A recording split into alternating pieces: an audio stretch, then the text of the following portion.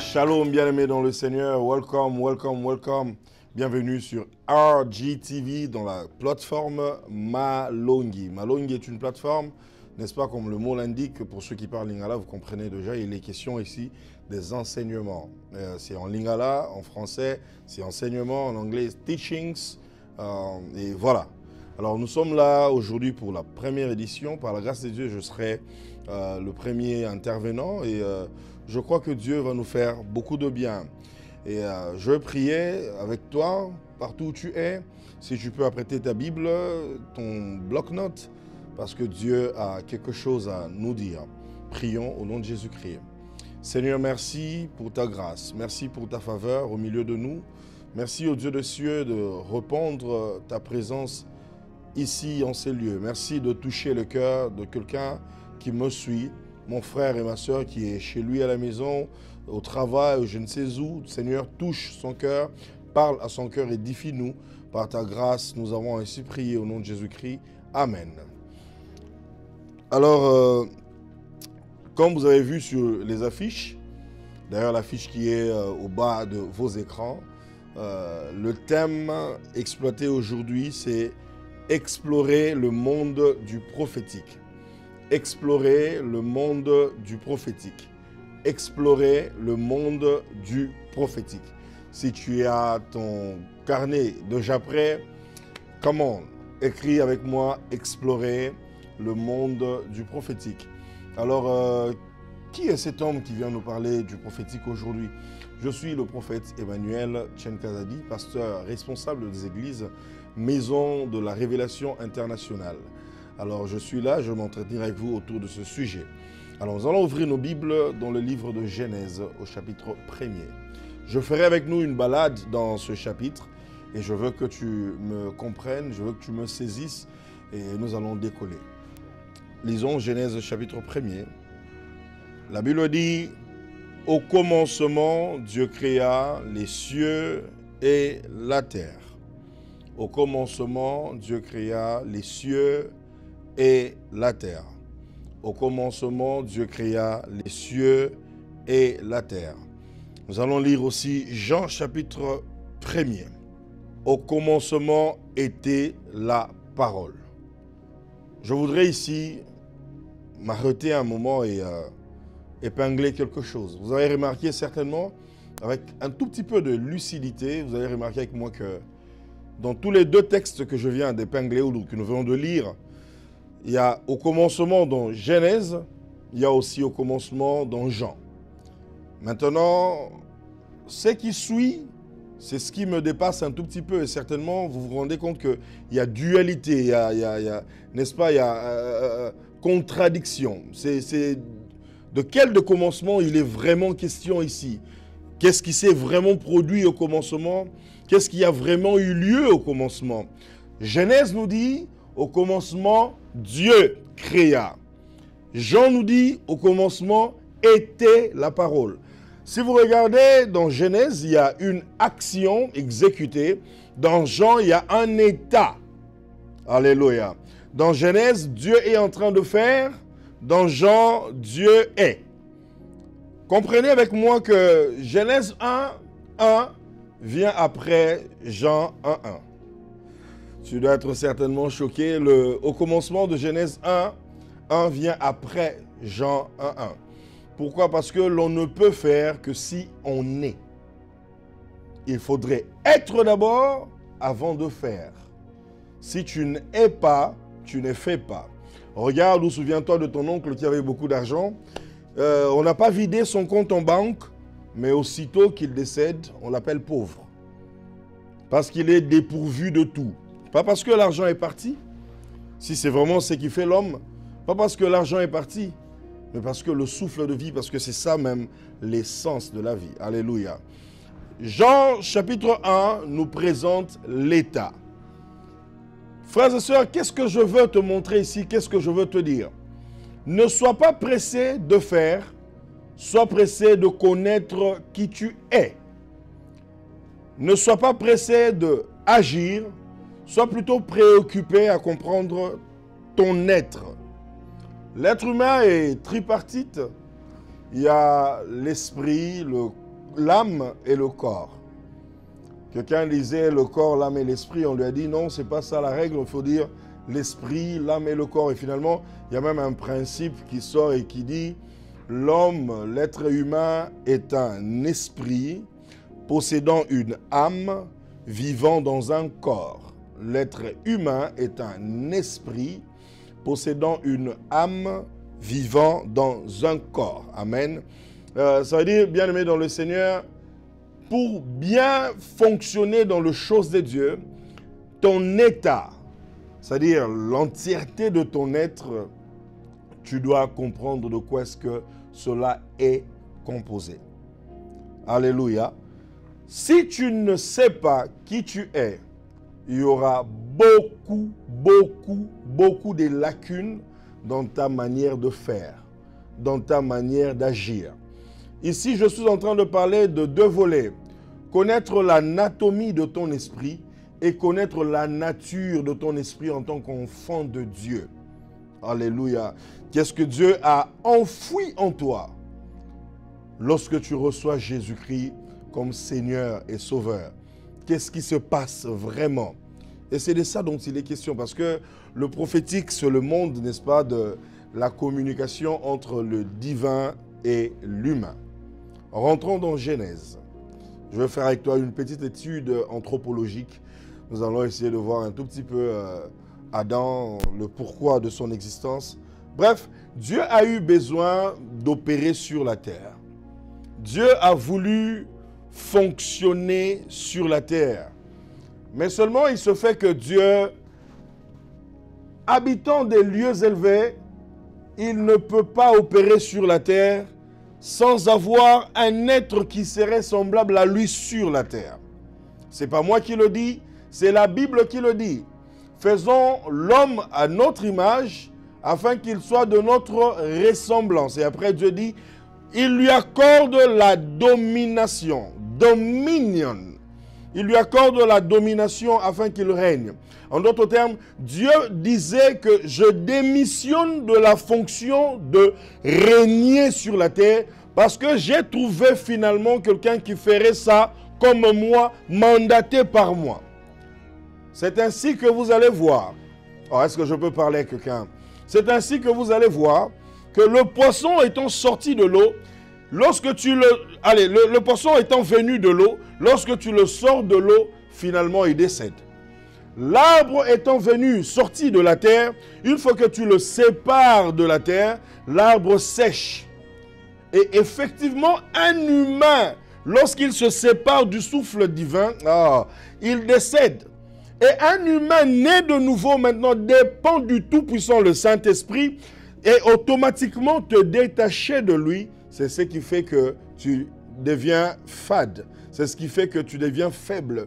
Parce que tu as été déconnecté, n'est-ce pas, de ta source d'énergie. Tu as été déconnecté de ta source de puissance. Tu as été déconnecté de ta source véritable qui m'entend et qui me donne un bon amen. Frères et sœurs, le prophétique, c'est le monde de la communication entre le divin et l'humain. Dieu ne parle pas que par des voies compliquées comme aujourd'hui où il y a la parole de connaissance qui est en vogue, il y a les discernements des esprits. Dieu parle aussi par les songes, par tout ça là. Mais je ne suis pas venu ici pour parler des songes, je suis venu pour parler de tout ce que tu peux entendre de Dieu en étant debout, en étant éveillé, comment aiguiser ton esprit. Si tu es ensemble avec moi, dis Amen. Si tu es ensemble avec moi, crie très fort Amen. Je vais te parler ici, frères et sœurs, de 13 choses. 13 choses. 13 choses qui empêchent un enfant de Dieu d'écouter Dieu avec précision. 13 choses Certainement, il y a quelqu'un qui a découvert 15, pourquoi pas 17, pourquoi pas 20, pourquoi pas 30. La liste n'est pas exhaustive. Il ne faut pas dire que le prophète Emmanuel avait dit qu'il n'existe que 13. Je n'ai pas dit ça. Moi, je voudrais partager avec toi 13 choses qui font à ce qu'un enfant de Dieu n'écoute pas Dieu avec précision. Nous allons lire la parole de Dieu. Éphésiens chapitre 2, verset 8. Je demande à la régie de nous afficher cela. Éphésiens chapitre 2, verset 8. Je lis au nom de Jésus. La Bible dit, « Car c'est par la grâce que vous êtes sauvés, par le moyen de la foi. » Car, je suis en train de voir le prophète David me regarder, mais ce texte parle d'autre chose. Ça parle du salut, on en vient. « Car c'est par la grâce que vous êtes sauvés, par le moyen de la foi. » Car c'est par la grâce que vous êtes sauvés, par le moyen de la foi. Je répète pour une belle fois, car c'est par la foi que vous êtes sauvés, par le moyen de la foi. Frères et sœurs, la Bible dit que nous sommes sauvés par grâce, au moyen de la foi. On doit se rencontrer à RGTV comme ici. Comment je suis arrivé ici? Par route, au moyen d'un véhicule. Am I making sense? Je suis arrivé par route, au moyen d'un véhicule. Lorsque le prophète Jesse va en mission dans le monde, par exemple quand il va à Kinshasa pour faire les grands travaux qu'il fait pour le Seigneur de l'autre côté, comment il atteint Kinshasa? Parce qu'il n'y a pas un moyen routier pour quitter Dallas jusqu'à Kinshasa. Il y va comment? Par les airs, au moyen d'un avion. Donc nous autres là, nous sommes sauvés par grâce au moyen de la foi. Bref, la grâce est le chemin et la foi est l'engin. Ah, est-ce que quelqu'un entend ça? La grâce est le chemin. Ah. La foi est l'engin. C'est pas anodin que le Seigneur ait dit, lui qui est porteur de la grâce, dise qu'il est le chemin. Vous comprenez? Parce que la grâce est le chemin et la foi est l'engin. C'est-à-dire, le Christ taille un chemin, c'est à nous d'exercer notre foi pour atteindre cela. Voilà. Maintenant, ici, dans ce texte d'Éphésiens, il est question de notre salut. Parce que, frères et sœurs, ne rêve pas, je devais absolument poser ce fondement. Ne rêve pas entendre la voix du Saint-Esprit si tu n'as jamais reçu Jésus comme Seigneur et Sauveur. Il y a plusieurs risques que tu aies entendu le diable pensant ayant entendu Dieu. Qu'est-ce que je dis pensant ayant? Pensant avoir entendu Dieu. Est-ce que tu m'entends? Est-ce que tu me comprends? Il y a beaucoup de risques que tu aies entendu le diable. Si tu n'as jamais reçu Jésus comme Seigneur et Sauveur, le moment est là. Invite-le dans ta vie. Reçois-le dans ta vie comme Seigneur et Sauveur personnel. Et c'est comme ça que ta vie subira, n'est-ce pas, cette grande transformation. Amen, amen. Parce que nous sommes sauvés par grâce au moyen de la foi.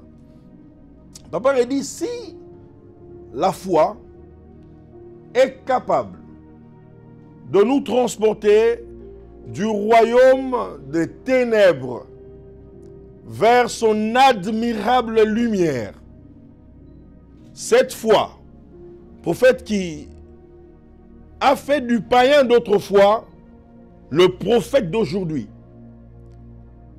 cette foi qui a enlevé l'ivrogne de l'autre foi vers l'homme de Dieu d'aujourd'hui. Cette foi qui a fait en sorte que le koulouna, le gangster, le tueur, le meurtrier d'autrefois devienne un enfant de Dieu. Qu'est-ce qu'il y a que ta foi ne peut pas faire dans ce royaume? Comprenez déjà que le plus grand élément qui fait en sorte que les enfants de Dieu ne puissent pas entendre la voix de Dieu, c'est la foi en Dieu. Et cette foi, je la subdivise en beaucoup d'autres morceaux. Beaucoup d'autres morceaux. 1. Croire que Dieu parle. Croire que Dieu te parle. Et croire que Dieu peut te parler maintenant. Sont les 3 socles qui accompagnent et qui doivent accompagner un enfant de Dieu désireux d'écouter la voix de Dieu. Je dis bien désireux d'écouter la voix de Dieu. Je répète, croire que Dieu parle. Croire que Dieu parle, croire que Dieu te parle et croire que Dieu peut te parler encore maintenant. C'est 3 choses qui tentent à dire la même chose, mais attention, il y a des nuances, il y a des variations. Ce qu'on appelle en anglais shades. Il y a beaucoup de nuances au-dedans. Il y a des variations. Croire que Dieu parle, oui, il parle. Il a parlé à Abraham, j'ai lu ça dans la Bible. Si je t'arrête à ce niveau-là, Dieu restera le Dieu qui parle à Abraham. J'ai lu Dieu a parlé à Moïse, il restera le Dieu qui parle à Moïse. Croire que Dieu te parle, oui, je me souviens la fois dernière, je ne savais même pas, mais Dieu m'avait parlé. C'est une autre dimension. Et croire au Dieu de maintenant. Frères et sœurs, de mon expérience dans le prophétique, j'ai appris à faire confiance au Dieu de l'instant. Pour une bonne et simple raison, le Dieu d'hier n'existe pas. Dieu veut que l'on le vive à tout moment. Il veut que l'on l'expérimente à tout moment. Si tu veux une preuve, 3 jours avant, Dieu a dit à Abraham, Dieu dit à Abraham de donner son fils Isaac. Dieu dit à Abraham, sacrifie-moi Isaac. Si Abraham était passé à la télé, tout le monde aurait noté, ah, Abraham va tuer Isaac, parce que Dieu a dit. Est-ce que Dieu n'avait pas dit? Je pose la question, est-ce que Dieu n'avait pas dit? Il a dit, n'est-ce pas? Donne-moi Isaac. Dieu a très bien dit, donne-moi Isaac. Mais 3 jours après, le même Dieu qui avait dit, donne-moi Isaac, il dit, ne donne pas. C'est comme ce que nous voyons. Aujourd'hui, je dis, c'est les léopards qui vont gagner. Et puis après demain, je dis, non, ils ne vont pas gagner, c'est l'Égypte.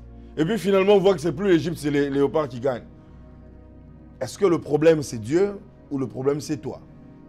Parce que du moment où tu avais entendu Dieu avant, et maintenant, tu ne sais pas qu'est-ce qui peut se passer dans le monde spirituel. Je suis en train de dire beaucoup de choses parce que c'est designé comme cela, que tu comprennes quand même quelque chose avant que l'on ne décolle dans les eaux profondes. Ça sera très, très, très, très, très fort. Et je veux que tu aies les bases qu'il faut. La foi que Dieu peut me parler maintenant. Tu es serviteur de Dieu, on t'appelle dans un culte. Tu sens que Dieu doit parler. Allez, qu'est-ce que je dis? Tu sens que Dieu va parler. Cet élément peut être un élément déclencheur, booster de ta foi. Tu m'as parlé autrefois, Seigneur. Parle-moi maintenant. Je crois que tu peux me parler maintenant. Mon ami, si tu restes dans ça, tu restes concentré sur cette phrase-là. Je parlerai de ça plus tard, mais je voudrais ici, pendant que ça me vient, multiplier les mots dans ta manière de prier, c'est pas fait, ce qui fait en sorte que Dieu exauce. Ok? Seigneur, Seigneur, Seigneur, tu dis la même chose over and over and over again. Tu vas produire au-dedans de toi une concentration et tu verras que la foi va monter. et tes oreilles vont s'ouvrir. Toi qui me suis, que le Dieu des cieux ouvre tes oreilles. Que le Dieu des cieux ouvre ton esprit. Que le Dieu des cieux ouvre tes yeux spirituels au nom puissant de Jésus-Christ. Au nom puissant de Jésus-Christ. Que le Dieu des cieux fasse des grandes choses avec ta vie. Au nom puissant de Jésus-Christ. Le deuxième élément, c'est la peur. Je donne le même texte pour les deux éléments et je profite de citer le troisième élément pour que l'on lise directement. Le troisième élément, c'est le découragement. Le découragement. Le manque de foi, la peur, le découragement. Le manque de foi, la peur, le découragement. Ici, je te parle des choses qui feront en sorte que tes yeux spirituels ne s'ouvrent pas, tes oreilles spirituelles ne s'ouvrent pas, que tu ne sois pas en mesure d'entendre Dieu et parler de la part de Dieu. Et parler de la part de Dieu.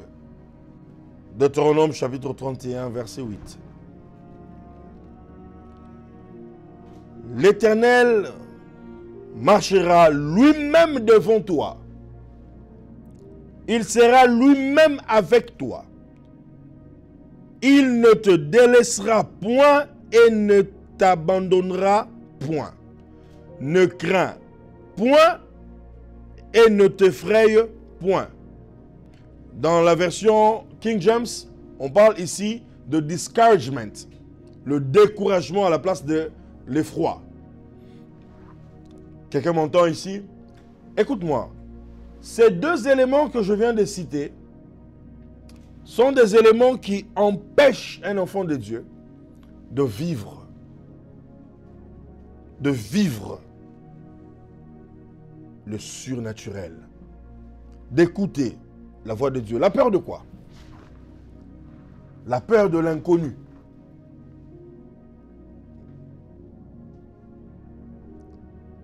Le monde spirituel a beaucoup de surprises. Qu'est-ce que j'appelle par surprise? Des choses à découvrir. Nous ne connaissons pas tout. Nous ne savons pas tout. Et même lorsque quand nous connaîtrons beaucoup, nous n'aurons toujours pas fini de connaître. Par humilité, il faudrait le dire. Et c'est qu'il faudrait vaincre dans ta marche, dans ta quête de Dieu, il faut éviter la peur. La peur de découvrir de nouvelles choses. La peur de découvrir de nouvelles choses. Oh, I feel just like preaching now. Est-ce que je peux parler comme je le sens vraiment? La peur de découvrir de nouvelles choses. Pierre expérimente quelque chose avec le Seigneur Jésus. Il voit le Seigneur en train de marcher sur les eaux. Il dit, cet homme est un fantôme. Ça, c'est un fantôme, celui-ci. Il dit, ben, pour te montrer qu'il ne s'agit pas ici d'un fantôme, toi aussi viens. Alléluia.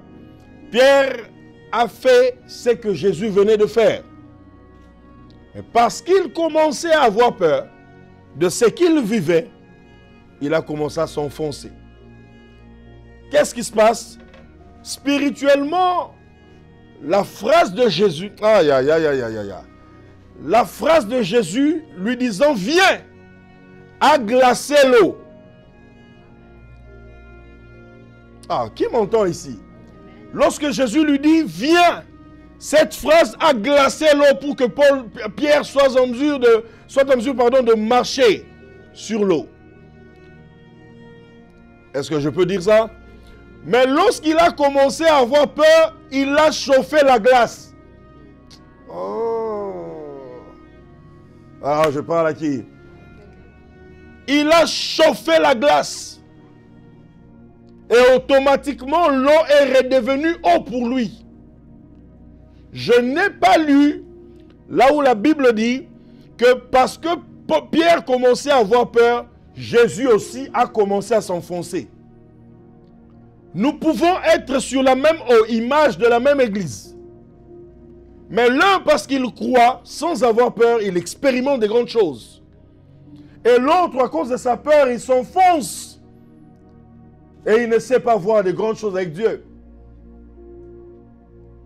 Lorsque Jésus dit « viens », il vient. Il commence à expérimenter. Écoute-moi, tu n'es pas ton voisin de dimanche. Tu ne dois pas être comme lui. Lorsque tu sens de jeûner, jeûne. Lorsque tu sens de prier, prie. Lorsque tu sens de chercher Dieu, cherche-le. On peut avoir reçu Jésus le même jour et faire des choses différentes. C'est depuis la 5e primaire que j'ai eu le goût de lire la parole de Dieu. Mais mes amis avec qui j'ai commencé à lire la parole de Dieu, pour la plupart aujourd'hui, c'est des douaniers, c'est des ceci, cela. Ils n'ont plus rien à voir avec les choses de Dieu. C'est parce que j'ai compris que je n'étais pas eux et que eux n'étaient pas moi. Et voilà pourquoi je t'ai donné le texte de Jean 1 pour que tu comprennes ton état. Qui suis-je? À quoi suis-je appelé? Est-ce que je suis appelé à être comme mon ami? Parce que nous sommes de la même église? Parce que nous écoutons les mêmes prédications? Écoute-moi, tu n'es pas ton voisin. Même ton frère avec qui tu étais dans la dernière retraite, tu n'es pas comme lui.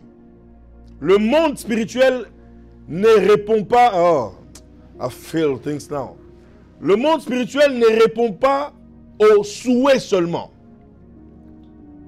Le monde spirituel répond aux résolutions. Pourquoi? Celui qui souhaite quelque chose est différent de celui qui a résolu de vivre quelque chose. Celui qui souhaite, je connais des amis, il y a un ami qui, un jour, il s'est fâché contre une dame. Tu t'es fâché contre lui, pourquoi? Non, mais moi j'étais en train de l'aimer, regarde, elle est maintenant avec mon ami. Oh, papa, tu l'aimais, c'est arrêté dans ton cœur. Tu n'as pas parlé. Qui m'entend ici? Tu n'as pas parlé. Le monde spirituel ressemble un tout petit peu à une drague. Le plaisir de vivre ces choses-là reste dans ton cœur, tu ne vivras rien. Il faut affronter les réalités. Chercher Dieu. Oh la kaha sota. Chercher Dieu. Chercher Dieu. Chercher Dieu. Souviens-toi de où est-ce que tu as abandonné les choses avec Dieu. Ça commençait déjà à venir. Les songes, ta manière de rêver même devenait beaucoup plus claire. Quand tu rêvais des choses, ça s'accomplissait. Où est parti ne serait-ce que ces dimensions? Tu as eu peur de l'avenir. Tu as eu peur de te lancer dans le service de Dieu. Parce que peut-être que tu as vu, il y a un oncle qui a été empoisonné dans son domaine. Il y a un ami qui est mal compris. Il y a ceci, cela. Il ne faudrait pas avoir peur. Parce qu'une fois qu'on a peur, ça engendre le découragement. Et une fois qu'on est découragé, on ne sait plus rien faire. Alléluia. On ne sait plus rien faire. J'ai prévu de donner 3 points, mais je sens dans mon esprit de donner le 4e. Est-ce que je peux le faire ici? Oh, est-ce que je peux le faire? Je donne le 4e point. Le manque de soif. Le manque de soif. Frères et sœurs, perdre ta soif pour les choses de Dieu, c'est parmi les choses qui t'empêcheront à écouter Dieu avec précision. Aïe, aïe, aïe, aïe. Moïse a vécu le surnaturel dans des dimensions très élevées.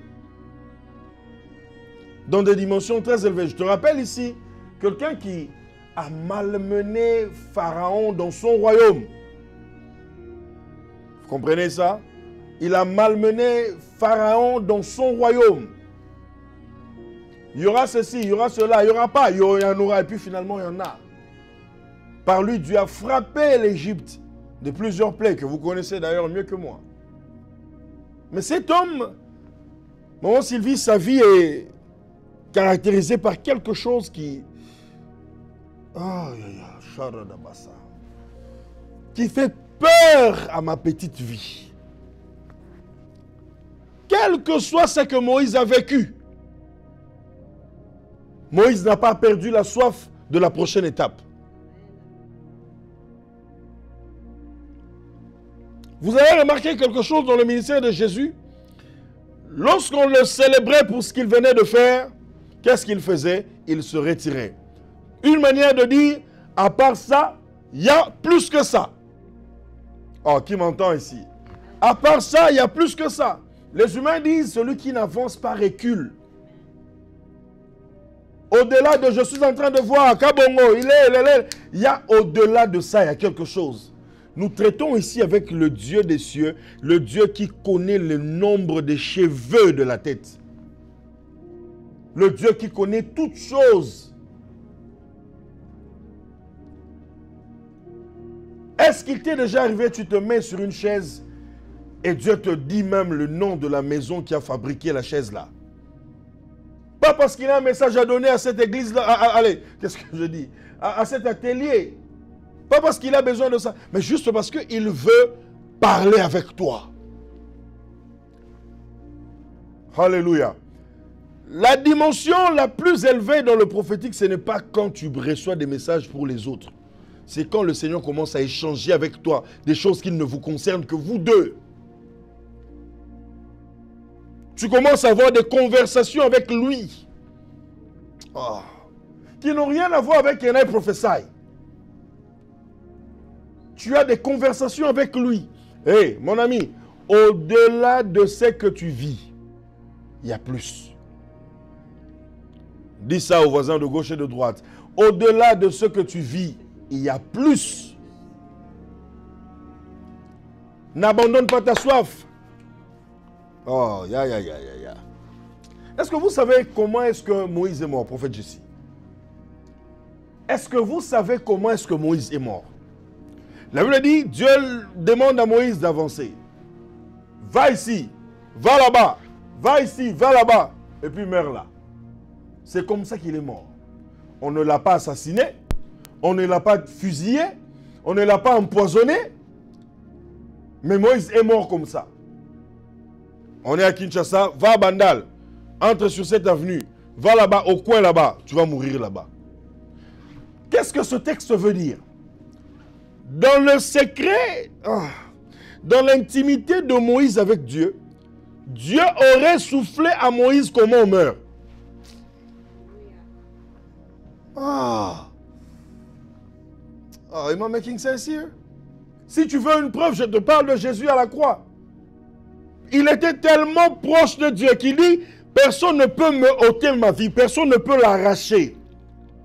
On l'a frappé, on a percé, on a fait tout ce que l'on pouvait, mais sa vie ne pouvait pas lui être ôtée. C'était à lui de la rendre au Père. Moïse, du type de Christ, parce que Moïse l'a dit, le Seigneur vous enverra un autre prophète comme moi. Il a découvert comment est-ce que la mort arrive. Parce qu'il avait tellement soif de Dieu. Au point où la soif que Dieu avait de Dieu, la soif que Moïse avait de Dieu, est devenue un danger pour le peuple d'Israël. Voilà la raison pour laquelle Dieu a retiré Moïse.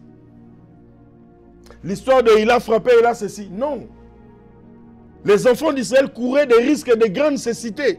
Souvenez-vous que lorsqu'il est descendu de la montagne, on ne pouvait plus le regarder. Si je ne peux pas te regarder, je vais te parler comment? Tu vas vivre avec moi comment? L'éclat du visage de Moïse était devenu un danger public, un danger ophtalmologique pour le peuple d'Israël. Mais Moïse ne s'est pas arrêté là, il avait encore soif de Dieu. Regardez, et je termine ici. Can I say what I'm about to say now? Or can I say what I'm about to say right now? Moïse, la Bible dit ceci. Il est mort. Michael et Satan sont en train de se disputer son corps. Please, wait a second. Just wait a minute. Je vous rappelle ici que Josué est vivant. Le diable s'est dit, j'ai que foutre de Josué vivant. Cependant, je vous rappelle qu'un chien vivant vaut mieux qu'un lion mort. Mais Satan et Michael disent, non, ce Moïse ici, il n'est pas bien. Il avait atteint une dimension au point où et les anges et les démons ont à apprendre. Oh, est-ce que je parle à quelqu'un? Est-ce que je parle à quelqu'un ici? Oh, Est-ce que je parle ici à quelqu'un? Quelqu'un va me dire, les anges vont apprendre de Moïse. No, it's normal, because Moïse a appris de celui à qui on n'apprend rien. Les anges ne connaissent pas tout, come on. Oh, am I communicating right now? Est-ce que je parle à quelqu'un ici? Mais la question est, qu'est-ce que le diable voulait du corps de Moïse? La Bible ne me donne pas de réponse, je me permets de réfléchir. Je suis convaincu. Je disais, je suis convaincu que les entrailles de l'enfer voulaient enquêter sur la soif de Moïse. 2. Les entrailles de l'enfer voulaient emmagasiner le niveau de puissance de Dieu qui habitait en Moïse afin de le corrompre. Écoute-moi, tu ne sais pas qu'est-ce que tu empêches aux gens de vivre lorsque tu t'empêches d'avoir soif. Tu ne sais pas qu'est-ce que tu empêches aux gens d'expérimenter lorsque tu t'empêches d'avoir soif. Il y a de ces retraites dans lesquelles tu dois être juste parce que tu veux retrouver ta soif. Oh. L'asphyxie spirituelle ne vient pas lorsque les miracles ne sont plus là. Non, c'est lorsque tu commences à perdre la soif que tu avais pour Dieu. So we continue. God bless you.